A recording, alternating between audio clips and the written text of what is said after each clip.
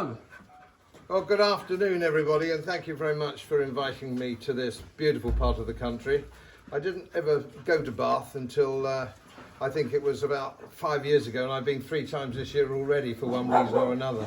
Charming part of the world, I absolutely love it, and this is a fantastic spot to be in.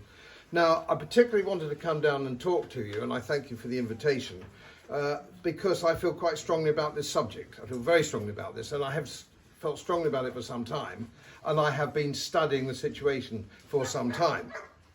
Now, I'm going to talk about NATO, but what I'm really going to be aiming at is not just NATO. I want to talk about military entanglements totally, historically, and why we have them, and what a disaster most of them have been. Not all. I was a soldier, not a very distinguished one, and I did finish my career graduating from the Royal College of Defence Studies. And majoring in strategy. So I have a particular interest in military strategy, but of course you can't divorce the two, military strategy from geopolitical strategy as well. It's all part of the same thing. So I thought it would be helpful, as you are going to be promulgating this concept of your group being hostile to NATO, quite rightly, you'll want a bit to go on when you're actually in debate or on the streets or knocking on doors or whatever it happens to be. And so hopefully this will give you a little bit more flesh on the bone. Now, we've been entangled for some time, and there isn't time here today to go back too far, but I think you could go back arguably to the 7-Year War. And for those of you who are trying to remember your school days, the 7-Year War was one which involved the Duke of Marlborough, John Churchill, Queen Anne, so on and so forth, and that was in the late 1700s. And that's when we had an entanglement with European military strategy. And it was a very expensive war. A lot of lives were lost, and it was broadly done to actually curtail the power of Louis XIV, who was an autocratic expansionist, if you will, and it was generally felt that that wasn't good for Great Britain to have such a powerful potential enemy across the Channel. And of course what we need, and I don't need to tell you, I'm sure that we all know that the natural enemy for the last 1,000 years has been the French. The French are our natural enemy strategically and have always been so. And every now and again we ally with them, and that is to no good ever comes of it. So that was, if you would say, the first modern historical association that we've had, militarily or geopolitically, with that period. And I feel that that's where things started, if you like, modern power politics and big power politics started back then. Then, of course, you can fast forward to the Napoleonic Wars. And there was a problem then because Napoleonic France was very expansionist, and we felt that that wasn't a good thing either, and so we formed alliances with the Prussians, so on and so forth. And of course I don't need to tell you much about the Napoleonic Wars, because that's something we all grow up with at school. Lord Nelson, the Duke of Wellington, so on and so forth, and all jolly good stuff.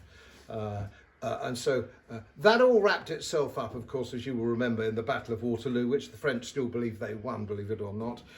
That was 1815. And after that was quite interesting.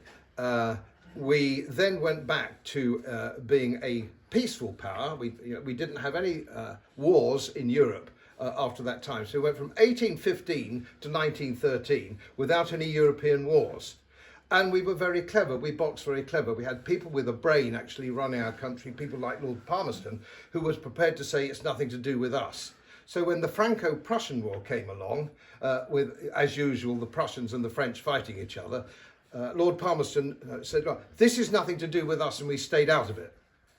And that was a very good decision. No more continental wars. So we went from that period from 1815 to 1913 or 14. And there's an interesting snippet about that.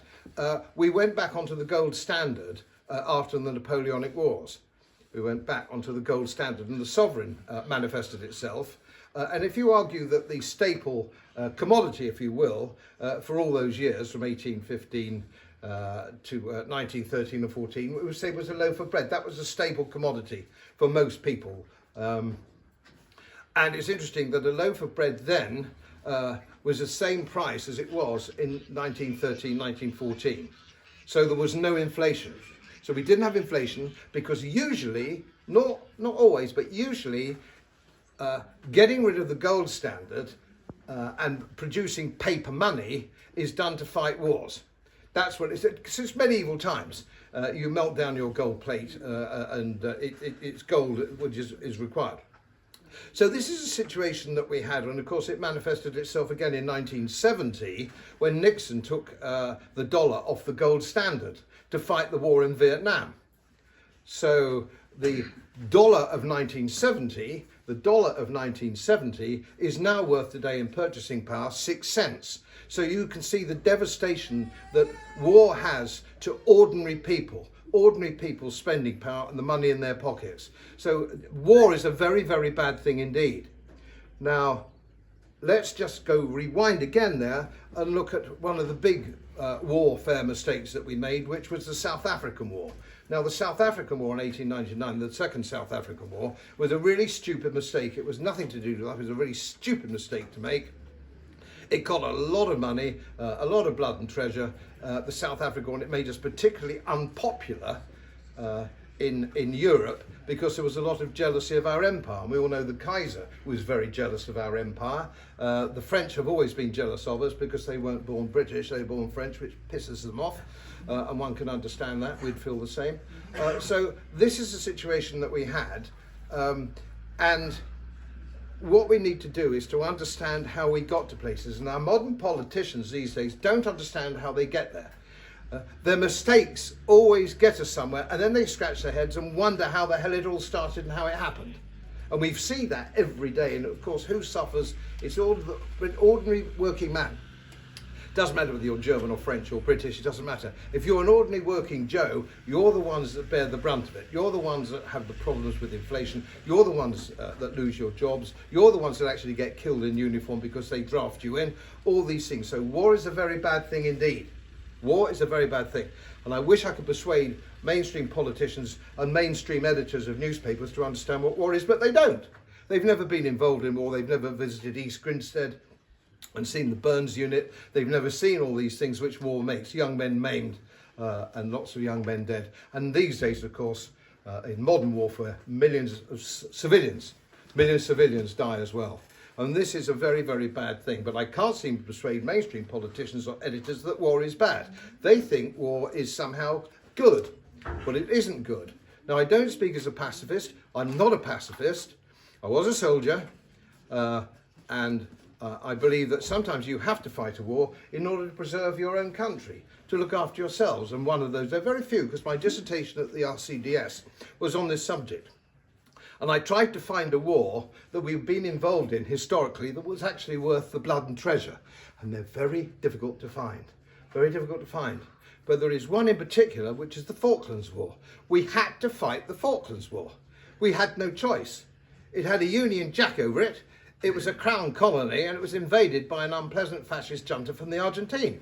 We had no alternative but to fight that war. But most wars are easily avoidable. And it's not just when we're treaty bound. Let's just have a look at 1914, the disastrous war that saw the end of empire and 3 million British Empire dead and Lord only the same amount mutilated. So we know that the Great War, which is what it was referred to then, 1914-18, that war was a disaster for our country and our friends and our allies and our Australian friends and New Zealand friends and Canadian friends. That was an unmitigated disaster. How did we get involved in it? Because there was no treaty. There was no treaty. There was no NATO. We shouldn't have been involved in that war at all. And yet somehow we got ourselves involved in it. And if you go back again, it was with stupid things that we did, like the Entente Cordiale, which was fostered by Edward VII and his team that went over in the late 1800s and early 1900s. So there was an obligation, or there was felt to be a parliamentary obligation to go to war on behalf of the French in 1914. How ridiculous is that? We stayed out of the Franco-Prussian War. There was no problem in the Franco. We stayed out of it. Lord Palmerston kept us out of it, and we went into it.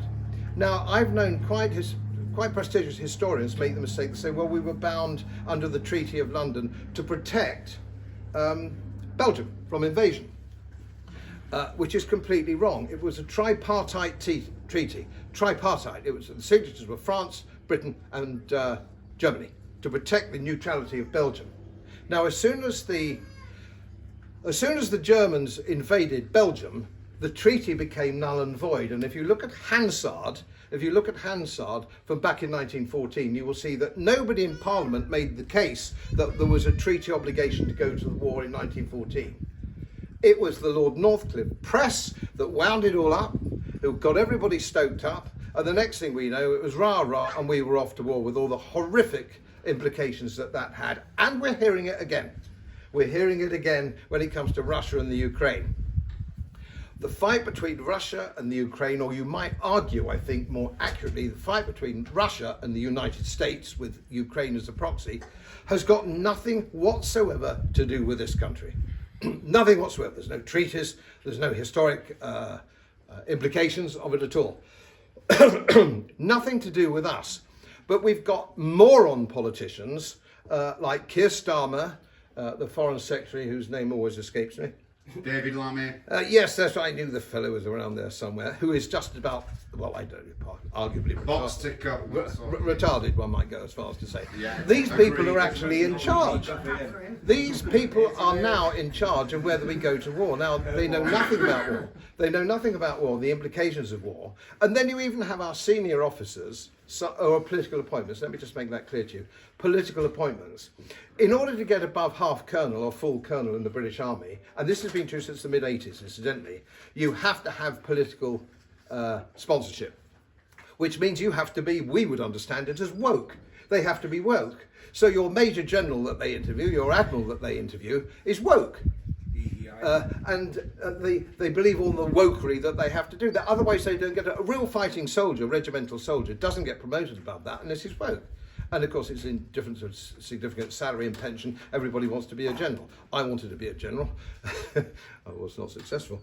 So this is the sort of problems that we have. So again, we have no liability to the Ukraine. We have no military treaty with the Ukraine, but we are behaving as though we do. And of course, now we've been denying it. They've actually captured British officers in the Ukraine on operations, on operational matters. None of this goes through Parliament. The whole point of Parliament is to actually go through Parliament, and we can debate that. Should we be involved in the Ukraine war? And of course, the British people who elect their MPs are entitled to say, just a minute, we don't. I don't want my son to go off against the Russian Federation. And of course, if you look at the logistics of it, if you will, our whole standing army now is about 50,000, which is about, as people here with military backgrounds, and I know there are some, broadly speaking, you're talking about one division. One operational division if it's supported in the air and by sea, so one division. We've lost count of the numbers of divisions the Russians have. They have hundreds of divisions. So all this sabre rattling and telling, oh my goodness, what we can do, boots on the ground, we need to do this, that and the other, is absurd. We don't have an army anymore. We don't have an air force anymore. We don't have a navy anymore. You can't put the aircraft carriers to sea because they're just big fat targets have been redundant since Okinawa. They've been redundant for nearly 100 years. It's ludicrous. The Chinese can't put their carriers to sea because they're just big fat targets. So we've gone back to submarines and targets. There's only two things, are submarines and targets.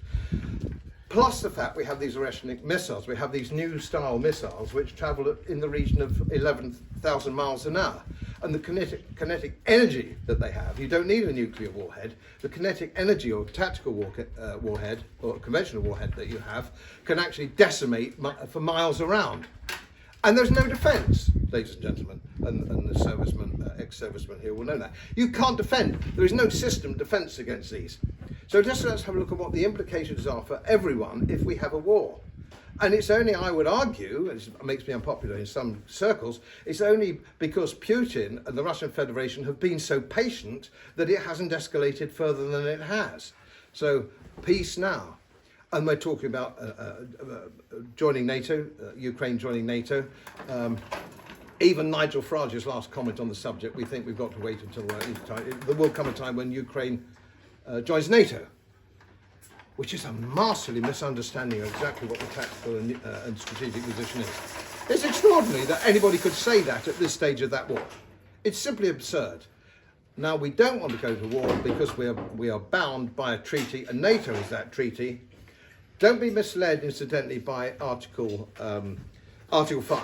In Article 5 of the treaty, everything's, oh, if somebody gets invaded, and they're a member of NATO and we're a member of NATO, we are obliged to go to full-scale war against them. If you read very carefully NATO Article 5, you'll find that isn't true. That is not actually true, but sometimes people believe it to be true.